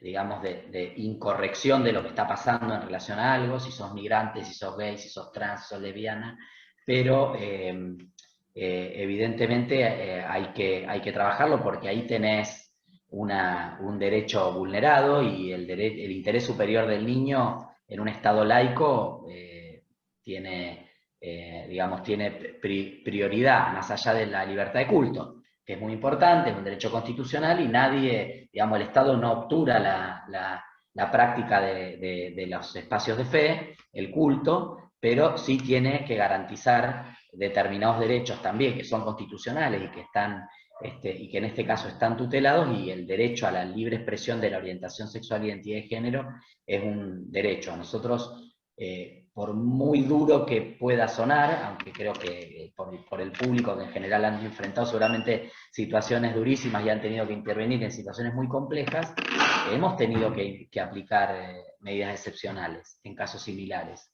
porque había un derecho que estaba vulnerado, y era el derecho a la orientación sexual o a la identidad de género, personas coaccionadas, víctimas de la violencia, de distinta forma, y bueno, el Estado ahí tuvo que intervenir, e intervino. Yo quiero, a ver, me parece interesante plantear esto que dice Esteban y lo que contó la compañera Daniela, que dice, sí, tal cual vos relatás, Esteban, es un culto muy cerrado con un discurso muy peligroso, en esa complejidad que suelen tener las intervenciones, porque no lo sé, no quiero hablar de lo que no conozco, pero es muy probable que esa medida excepcional no sea lo que esta persona adolescente desea, y entonces ahí empieza esto de lo que me interesa mucho. Creo que Elizabeth y María José tenían un caso de intervención para contarnos y compartirnos, como también un ejemplo de lo que implica una intervención de la Defensoría del área de atención integral. Las escuchamos y luego seguimos, y yo sigo leyendo el chat para ver los aportes.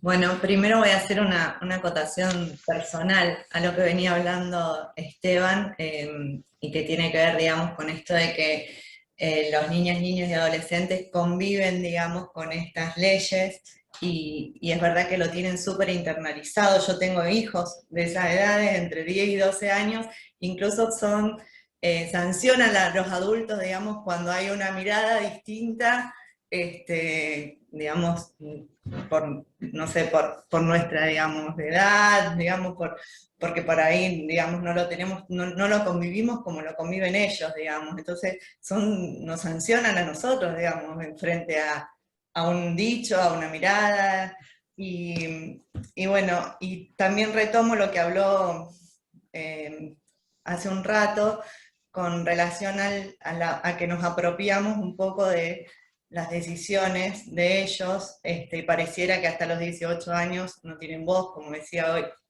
Esteban al principio, ¿no? Nosotros tuvimos en relación a eso un caso, donde una niña de 12 años fue abusada por la pareja de su mamá.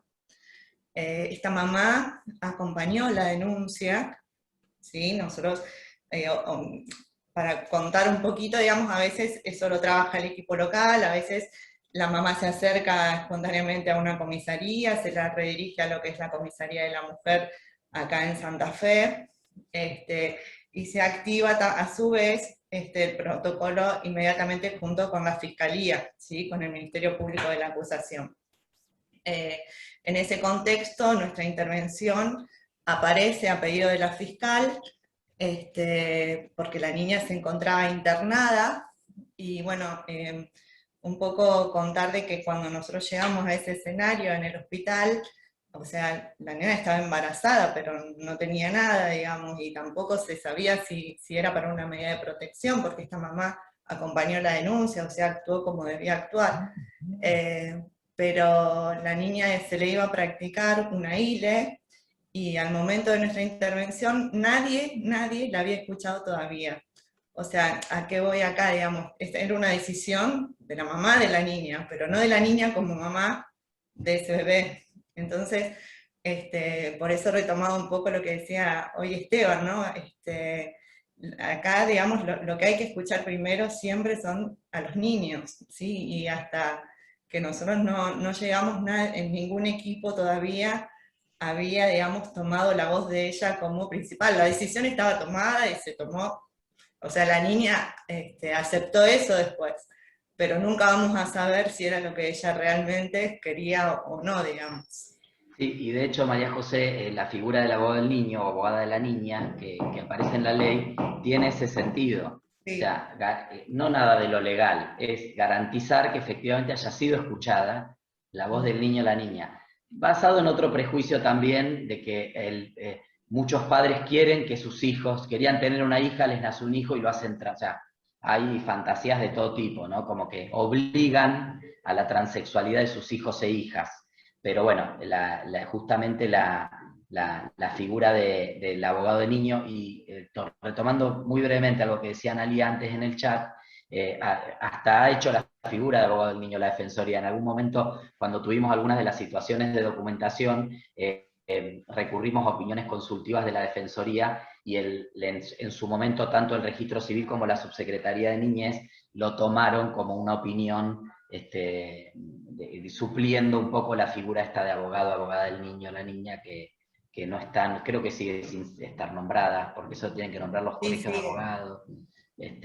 Y bueno, entonces tendríamos una ley no operativa por una mora institucional, o sea, cuando vemos la jerarquía de la implementación y del goce de los derechos, del ejercicio de los derechos, parece que es más importante la mora administrativa de los colegios de abogados que el derecho a la identidad de un niño o una niña, en este caso trans, ¿no? Entonces ahí, bueno, la verdad que a veces las burocracias estatales se ponen en unas posiciones que no tienen proporción, o sea, vos no podés, es como cuando ahora pasó con la ley de identidad de género y pasó también con esto del DNI no binario, sectores que decían, bueno, antes de eso vean qué van a hacer con la jubilación. Bueno, la jubilación es un derecho subsidiario y llegará en algún momento. El primer derecho que garantizo es la identidad, que es un derecho constitucional y tiene más jerarquía. Sobre ese primer reconocimiento, a medida que tengamos que ir reconociendo todos los derechos subsidiarios, iremos modificando lo que haya que modificar, pero no puedo tener un colectivo de personas negándoles un derecho esencial como la identidad solo porque en lo operativo me complican a mí como Estado y no sé qué respuesta dar. Absolutamente, y y quiero, en este caso que estaba contando María José de una ILE, el tema de las burocracias estatales y de los tiempos es muy acuciante. No, siempre, con la identidad también, por eso no quiero poner jerarquías, pero hay una cuestión donde días pueden hacer una diferencia, digamos. Un par de días, una semana pueden hacer una diferencia. Me gustaría, María José o Elizabeth, vos, María José, dijiste que la niña terminó aceptando esa decisión. ¿Cómo trabajaron para que, más allá de aceptarla, ella pueda, bueno, ser escuchada, o si la escucharon ustedes? ¿Cómo fue ese trabajo? No se escuchó desde la Defensoría, digamos, se articuló tanto con el equipo del hospital interviniente y con el equipo, ella no era de la ciudad de Santa Fe, era de una localidad muy chiquita de acá, que aprovechando que hay un montón de equipos, digamos, escuchando, son equipos muy chiquitos, que a veces van a laburar una vez a la semana a la localidad, haciendo un esfuerzo enorme, y bueno, se trabajó articulando con ellos, digamos, ¿sí? Ellos después hicieron un seguimiento de escucha de la niña, hicieron un seguimiento en la escuela, hicieron un seguimiento con la familia, digamos. Nosotros ahí como órgano de contralor, digamos, lo que hacemos es, bueno, digamos, monitorear toda esa intervención, pero en realidad fue escuchada desde allí. Elizabeth, ¿querías decir algo? Sí, en realidad, digamos, un poco para también figurar en esto que decía Esteban en cuanto al tema de la identidad, ¿no? Y de las burocracias de los organismos gubernamentales muchas veces. De hecho, digamos, estamos también trabajando una situación de dos niños, una niña y un niño, que quieren cambiarse el apellido porque han sido testigos de toda la crueldad de su progenitor con su mamá, y las edades que tienen, digamos, tienen posibilidades de poder decidir esto, y bueno, y su mamá, digamos, con mucho criterio, recurre a nosotros preguntándonos primero para que la asesoremos de si esto era posible, de qué manera lo tenía que hacer. Bueno, le asesoramos respecto del recorrido que tenía que hacer en este sentido para poder que a sus hijos se les cumpla, digamos, o se les restituya este derecho que la niña y el niño están solicitando. Y cuando va al organismo que debe hacer digamos, que debe garantizar este derecho, le piden una serie de cosas a esta mamá que dice, bueno, yo al final no voy a poder hacer esto porque digamos, bueno, le pidieron que los niños vuelvan a ser escuchados por un equipo interdisciplinario, digamos que tiene que buscar una serie de documentos, o sea, todo obturando la posibilidad de garantizar este derecho para estos niños, ¿no? Para esta niña y para este niño.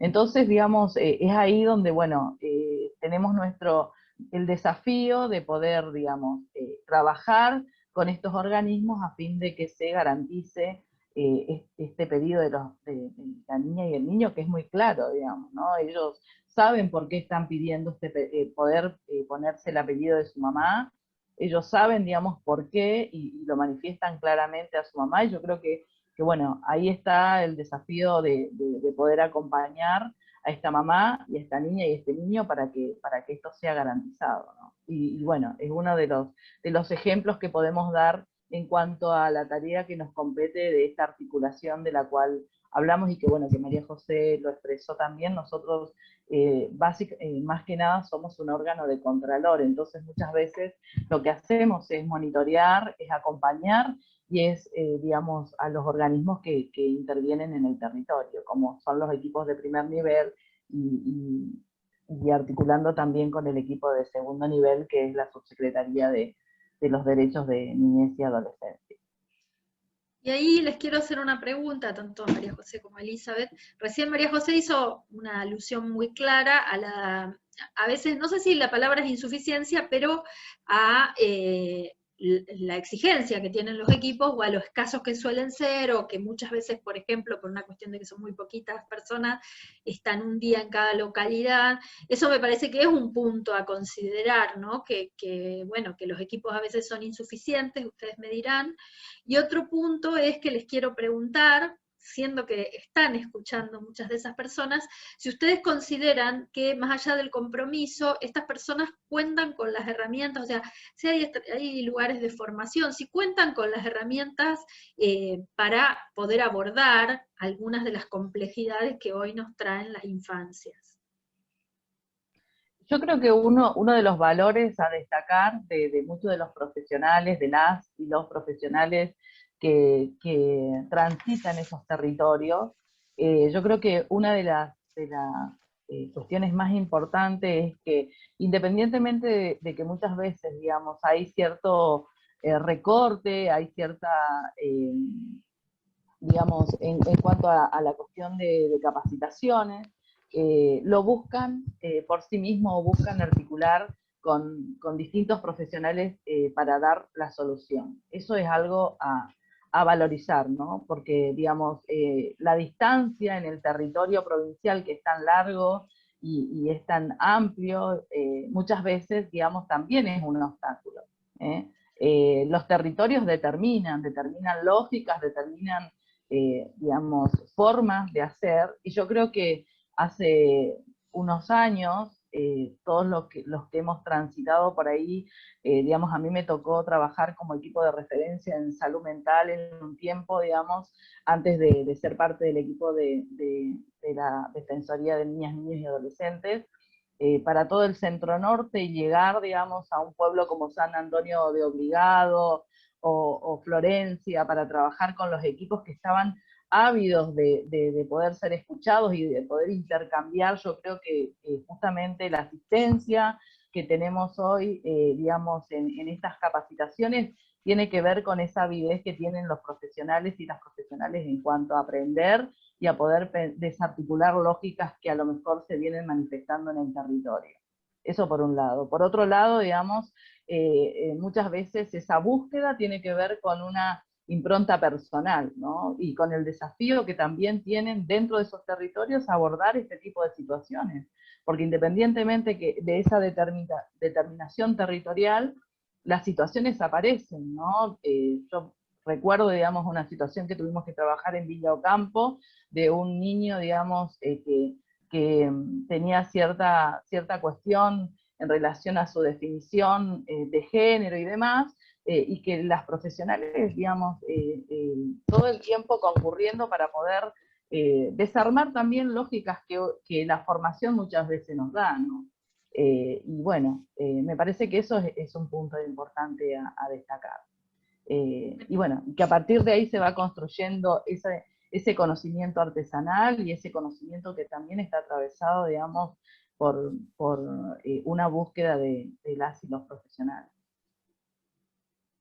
No sé si quedó respondida la pregunta, Sonia. Para mí absolutamente, no sé si María José quiere aportar algo. No, yo, digamos, lo que dije anteriormente tiene que ver con que, bueno, yo hoy estoy en la Defensoría, pero mi recorrido es en equipos locales. Yo vengo, digamos, de ese laburo en territorio que es mucho más urgente que el que nosotros por ahí realizamos desde acá. Eso es una realidad.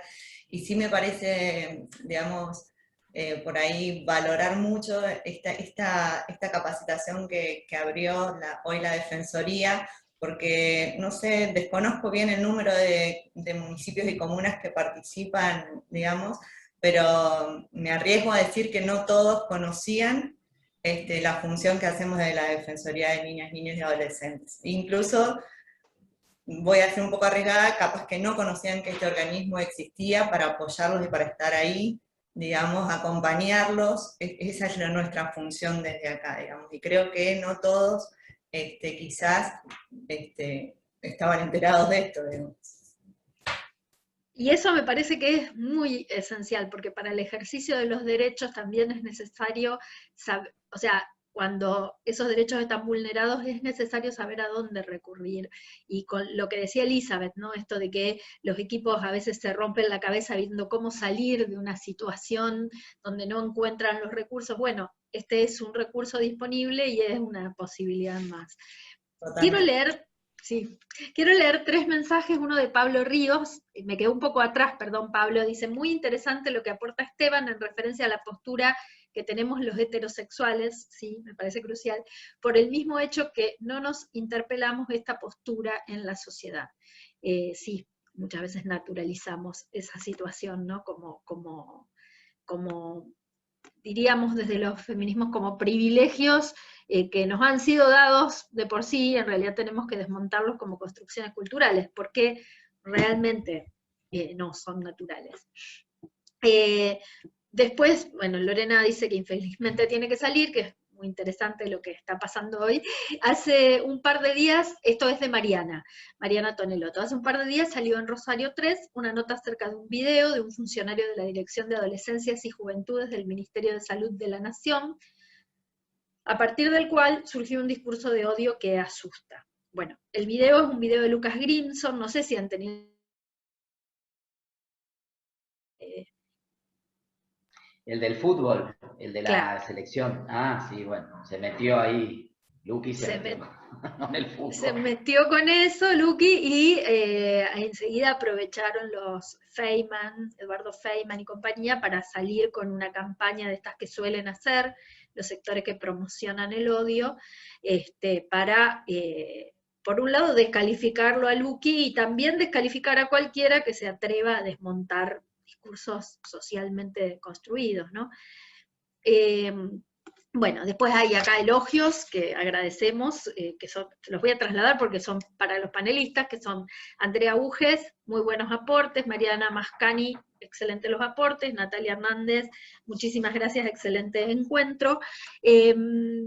Bueno, última, por lo menos de mi parte, pregunta, y creo que ya está un poco respondida por María José, pero de todos modos me gustaría en esto abundar, porque yo, pensando en esto, quería preguntar si los servicios locales tienen aceitada la relación con la Defensoría y si ocurre que a veces no saben cuál es la gran variedad de temas que en la Defensoría se pueden plantear, cuál es la experiencia. Sí, pensé que iba a tomar la posta Eli, pero acá estoy. Yo, digamos, nosotros siempre estamos para acompañar acá, digamos, para mostrar cuál es el camino. Hemos tenido de todo, digamos, cuando trabajamos esta situación de ILE que yo hoy te comentaba, una de las participantes, digamos, del equipo, hacía muy poquito que estaba en ese equipo y se acercó a la Defensoría para que nosotros le expliquemos, les brindamos material, cualquier situación, digamos, recibimos desde acá. Por ahí también para, digamos, poder coordinar, digamos, la intervención con distintos organismos, ya sean privados, públicos, como contaba hoy Eli, Y si no, digamos, nosotros mismos por ahí le hacemos, digamos, el favor de llevar adelante un poco la situación. No es, si bien somos un órgano de control, yo quiero aclarar esto, no somos un órgano sancionador de nadie. Digo para esto porque no es un lugar de temor la defensoría de nada, todo lo contrario, digamos, es un lugar donde nosotros vamos a ayudar, digamos, lo más que podamos, no sé. Sí, eso es súper... Sí, te escucho, Elizabeth, te escuchamos. Bueno está bueno esto que dice María José en cuanto a lo sancionador, ¿no? Porque muchas veces las personas de la comunidad cuando recurren a la defensoría, por ejemplo, una de las palabras que aparece es el tema de la denuncia. Entonces nosotros rápidamente, digamos, aclaramos que su presentación no constituye, digamos, una denuncia, sino que es una presentación, que los vamos a asesorar hacia, digamos, en situaciones en las que necesita hacer una denuncia, hacia dónde, digamos, dirigirse para hacer esa denuncia, pero sobre todas las cosas, la posibilidad de acompañar esas situaciones en cuanto a que la persona pueda comprender. De hecho, digamos, una de las cuestiones una de las temáticas que más aparecen en las consultas de la comunidad son a veces las familias de las cuales se ha tomado una medida de protección excepcional, entonces vienen a la defensoría y tenemos que muchas veces volver a explicarle en qué constituye esta medida, por qué pasó esto que pasó, digamos, cuáles son las características de la medida, y yo creo que Sonia, algo de esto en algún momento manifestaste en relación, digamos, de qué se trata una medida de protección excepcional, ¿no? Y tiene que ver cuando niñas y niños han sido vulnerados sus derechos, han visto vulnerados sus derechos, y el Estado se tiene que ocupar de restablecer esos derechos sacándolos de su centro de vida, de la familia o de los referentes adultos con los que vive. Esto muchas veces, digamos, tiene un tiempo determinado, muchas veces se trabaja con esa familia para que pueda modificar, digamos, porque muchas veces estos maltratos tienen que ver también con un concepto que tiene la gente o la comunidad en cuanto a lo que es la educación de las niñas y los niños, digamos, no es un... entonces, se trabaja para que esta vulneración deje de existir y este niño vuelve a su centro de vida, ¿sí? Y hay otras situaciones que son tan extremas que este niño no puede volver a este centro de vida. Entonces es ahí donde se articula todo el mecanismo para que este niño pueda ir con una familia ampliada, con referentes afectivos o con aquellos que pueden otorgarle el cuidado oportuno que ese niño necesita para desarrollarse de manera integral en toda su persona y como sujeto de derecho.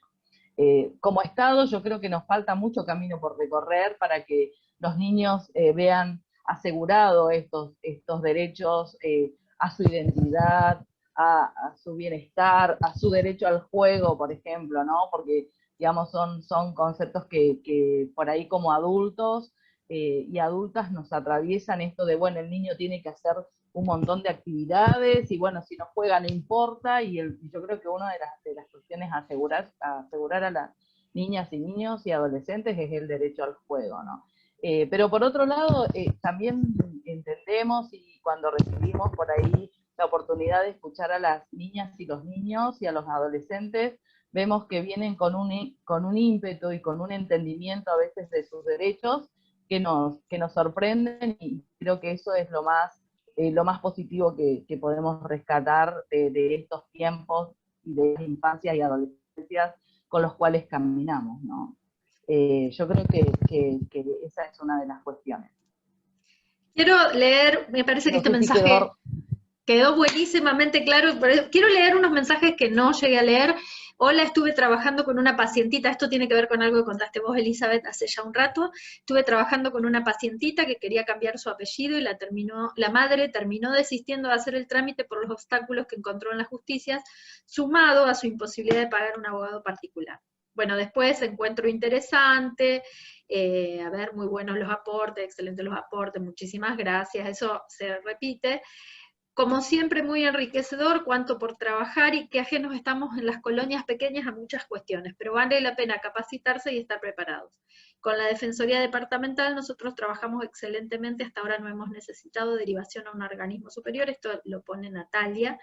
Bueno, muchas gracias por compartir su trabajo, dice acá Nerina, excelente, aquí hay otros datos, creo que esto está para que todos lo puedan leer. Me gustaría, sí, por un lado agradecerles muchísimo a Virginia Luco, a Virginia Giacosa, que son quienes me convocaron. Para mí siempre es interesante poder escuchar a quienes trabajan con estos temas, y bueno, agradecerle por supuesto a María José y a Elizabeth. No sé, Esteban, si querés decir algo como cierre, si hay algo que te interese dejar sentado como conclusión en todo caso.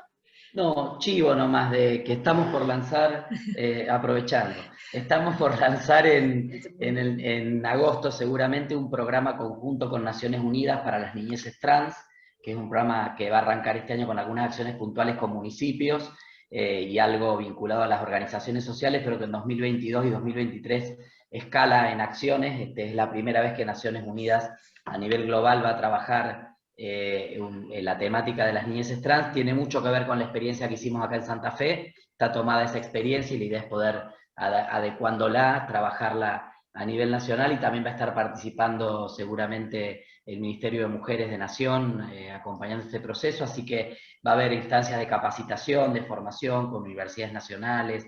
Les vamos a estar contactando seguramente a través de la Defensoría para cuando tengamos las novedades de fechas y cupos, etcétera, porque la verdad es que estoy enamorado de este tema y convencido de que es la política clave para que podamos empezar a pensar un futuro donde no atendamos solamente las consecuencias de la exclusión y la discriminación, sino que podamos prevenirla y garantizar esos trayectos de infancias o niñeces felices, libres de discriminación y de prejuicio, que no sea solamente un eslogan, sino que sea la vida cotidiana de miles de niños y niñas y niñes que no la están pasando bien y que merecen que les ahorremos tanto sufrimiento inútil.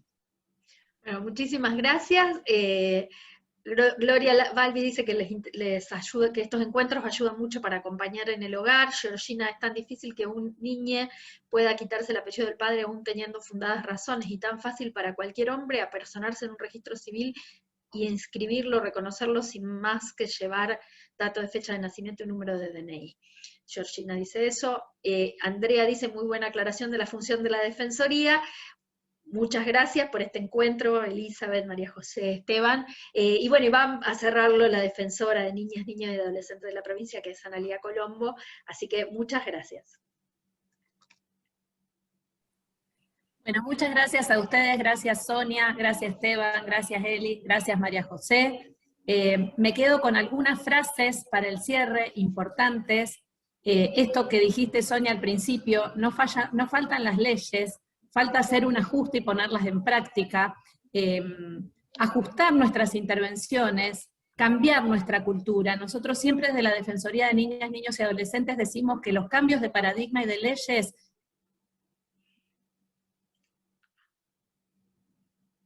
Me parece que se congeló el video de Analía.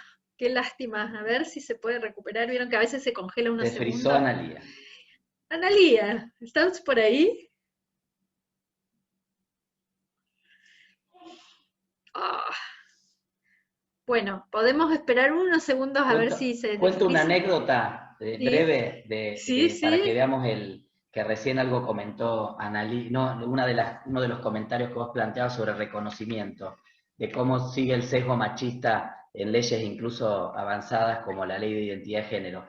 Tuvimos una situación en la provincia de una pareja de una chica trans y una mujer cisgénero, que queda embarazada de la chica trans. Obviamente la mujer trans pues sigue teniendo capacidad reproductiva, queda embarazada, tienen un nene, lo van a inscribir, y como no estaban casadas, la ley para los casos de los matrimonios igualitarios de mujeres para reconocimiento de hijos e hijas sigue pidiendo el casamiento o algo que llama, bueno, un certificado del instituto donde se ha hecho el tratamiento de reproducción médica asistida.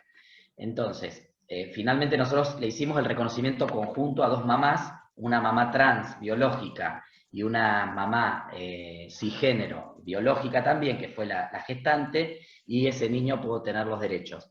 Pero pensaba yo, nosotros tuvimos que hacer una excepción en la ley.